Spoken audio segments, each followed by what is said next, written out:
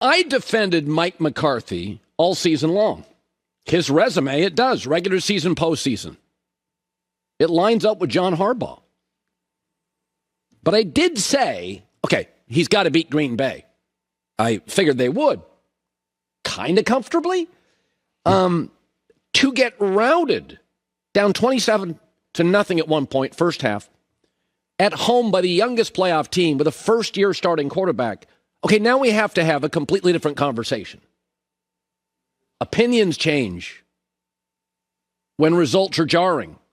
By the second drive, analyst Greg Olson was appropriately asking about personnel packages, head-scratching stuff, play selection, defensive alignment.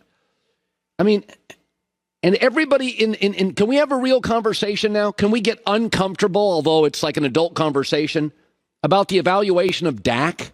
He's now 2-5 in the playoffs, and you watched he and Jordan Love. It wasn't even close. Jordan Love's just a better player. Have you never seen those two quarterbacks ever play? You land on planet Earth and you watch the game.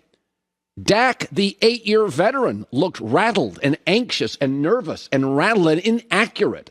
His ball placement was mostly awful. CeeDee Lamb could feel it. And he had the better O-line. He was at home. He'd been in this situation before. He had a number one receiver. If Jerry Jones wants to pay Dak like Mahomes, and he does, my question is, how good of a job is this? Dak's cap hit next year is $59.5 million. If you're paying a slightly better than average quarterback $59.5 million, you're not a legitimate Super Bowl team. Yeah, I got reeled in by this team for the first time in 2 decades. But I mean, the playoffs create clarity and truth. Stafford, Goff, Mahomes, Jordan Love, C.J. Stroud were all really, really good.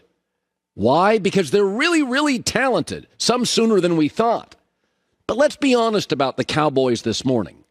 Blown out by San Francisco, couldn't compete. Blown out by Buffalo, didn't really compete. Blown out by the young Packers, couldn't really compete. Beaten by that fraud, Miami. And the only reason they beat playoff Detroit was an officiating technicality. You could argue they were outplayed. They're just an average team. And I got fooled. And I usually don't. I've said for decades on radio and TV, pretty good. Tony Romo's pretty good. Dak's pretty good. Cowboys pretty good. Jason Garrett, Mike McCarthy, pretty good. I always kind of that is my default answer for the Cowboys. But for about a 6-game stretch, as they beat up on bad teams and looked really, really good, I thought, okay, this is the year. And then they went to Miami, gagged it away, and I came on the air the next day and said, yeah, my bad. I got reeled in. Cowboy hype, my bad. But they need to get smarter at head coach. I mean, they weren't prepared. They're lined up in the wrong spots. I mean, Greg Olson's second series, they're just lined up in the wrong spots. Dumb special teams plays. They have to get smarter at head coach. And they've got to at least rework Dak's contract. Give him some money up front. And they have to start drafting quarterbacks every year. They have to. Colin, the opinions change when results are jarring. Trailing 27-0 at home. Jordan Love's first playoff appearance. Green Bay's got kids all over that offense. Green Bay's on the road, a big underdog. That it can't look like that. It can't look like that. And it's not just McCarthy. Take out that win over Tampa in the playoffs. That shaky Tampa team. Dak's 1-5. And did not look like, when you watch the top quarterbacks this weekend, he was not one of them. C.J. Stroud, significantly better. Jordan Love, significantly more nimble and accurate. It's not just about winning. It's about looking like you belong at home. 48-16, 27-0. You were never winning. How about just competing?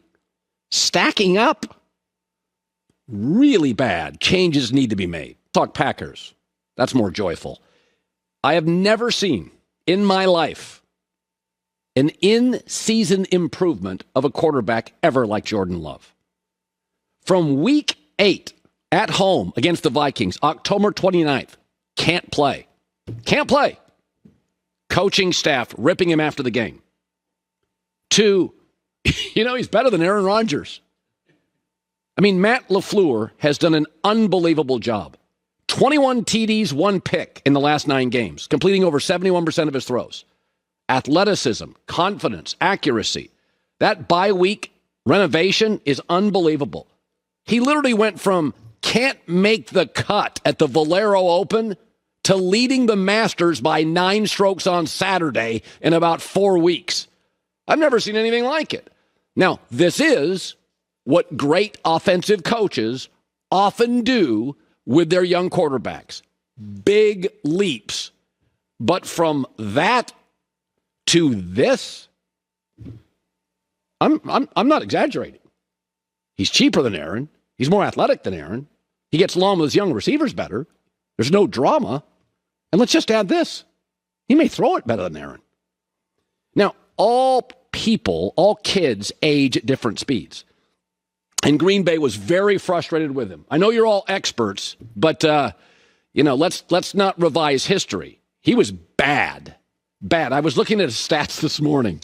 Before the bye, he was completing a Tebow level 55% of his throws and a 77 passer rating. That's what he was.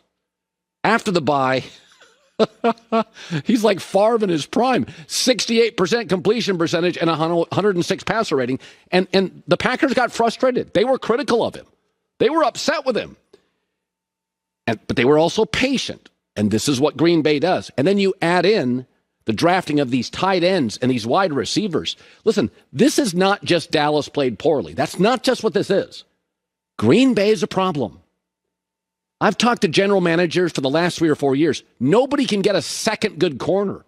Green Bay's got 5 receivers I like and 2 tight ends, and they're not paying any of them, which means they can go buy other pieces. They are a matchup problem. Those young receivers. I mean, yesterday, Jaden Reed didn't even have a catch. He's the most talented one they have. So Favre to Rodgers to Jordan Love. I mean, that's 3 hole-in-ones in the same tournament. That's incredible.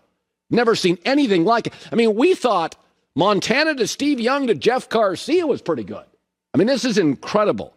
And what I love about this is that what makes sports so great are not just the upsets, but it's the player development.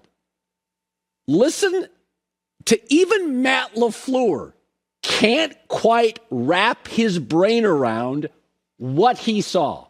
When the coach who sees him, teaches him, mentors him every day at practice is doing that. Like wow. Like he surprised everybody. But this is what Green Bay does. It's what hardworking kids do. It's what great offensive coaches who have a sensibility and feel for it have proven time and time again. But this is not, don't take this as, hey, Dallas just played poorly. No, Green Bay's a problem. Green Bay is going to be a problem for that division and that conference and this league for a long time. There is a cornerback shortage in this league, and Green Bay has got a surplus of offensive talent when Jaden Reed doesn't even have a catch.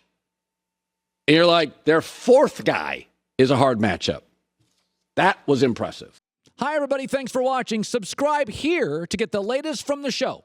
Also, be sure to check out more of the best clips from The Herd or go watch a few segments from other shows on FS1.